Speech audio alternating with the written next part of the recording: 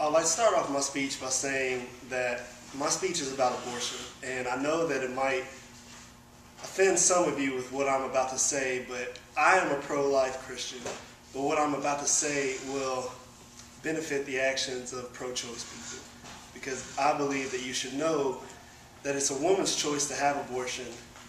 It's not something you can just illegalize or make illegal just by choice. You cannot just say no to someone. I'd like to start off by saying also that today I'm going to be a doctor, and we're going to pretend that abortion is illegal. I'm a doctor, I go into work, I happen to see a patient, and she's about a young 20-year-old Caucasian female. She comes in and she says, I want to have an abortion.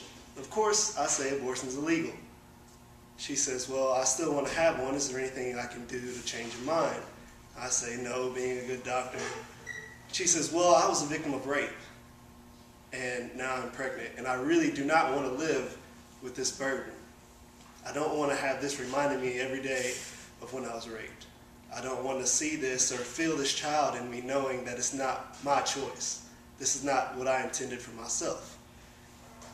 For me as a doctor, if I was any profession at that time, if I was anyone, not just a doctor, I couldn't tell this woman, no, you have to have this child, period. I could not do that myself. Doesn't matter who you are or what you do, if you tell that woman no, something in your morals has to say something's wrong in this picture. I would also like to say that in a poll taken by a Lawrence B. Feiner, the author of The Reasons Why U.S. Women Have Abortions, some of the top reasons they are having abortions is not really something that you might find nice or something. They said they wanted to have abortions because they were not ready and they couldn't afford it, or because they were still in school and they just didn't want to deal with a kid. These women don't really understand the reason for having abortion. When you get down on the bottom of the list, the 1% and the 2% of people that are having abortion due to incest and rape, these people understand why they need to have abortions and why they want to have an abortion. The rape victims in this country go up by millions every year. Some 50 million women will be raped this year alone. This year. There are 155 million women in America right now. That means 1 in every 3 of you will have been raped or tried to have been raped this year. 300,000 of those women who get raped become pregnant and want to have an abortion, and do have abortions every year. 300,000. That's only 1% of the abortion population. 1% is still enough to say that I can't tell you that you cannot have this abortion. That 1%, that's enough. Basically, what I'm telling you right now is that one woman in this auditorium right here will be raped and want to have an abortion by the time she's 29. That's only about 10 years for most of us. We also need to displace some of the mistruths about abortion.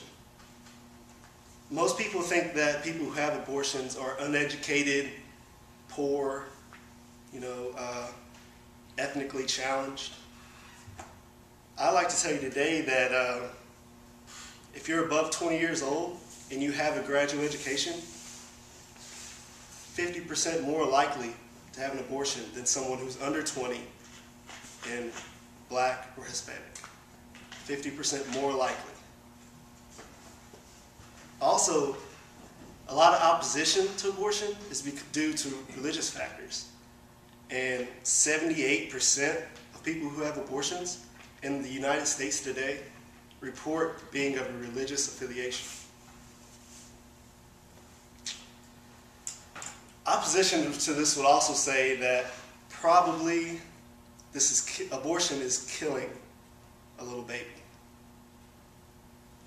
Now, after 8 days, a fetus has a heartbeat. After 8 days, they have fingernails.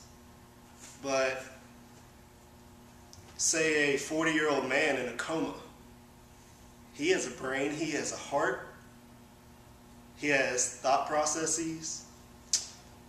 He's there, he's living, we see him, we touch him, we've known him. But people pull the plug on him because he's in a coma, because he's living on life support and will probably never come out. You can kill the man in the coma, but we can't have an abortion.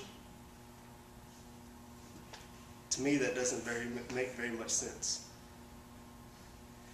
I like to close by saying that a couple weeks ago, I saw on TV a case where she was in her 20s, maybe late teens. Her parents had pushed her to have a kid, and she didn't want to have a kid. I don't know the reasons why. Can't tell you. I don't want to falsify information. All I know is her parents pushed her. She went to the doctor, had everything scheduled out. She went home and took a butter knife to her stomach multiple times, trying to have an abortion because her parents wouldn't let her, so she tried to make her own. The woman ended up killing herself in the process. If we make abortion illegal, then more things like this will happen every day. Because as we see by the numbers and by the facts, people will have abortions. People want to have abortions for either the right or the wrong reasons. And I'd just rather know that they can do this safely than having to go butcher themselves with a butter knife. Thank you.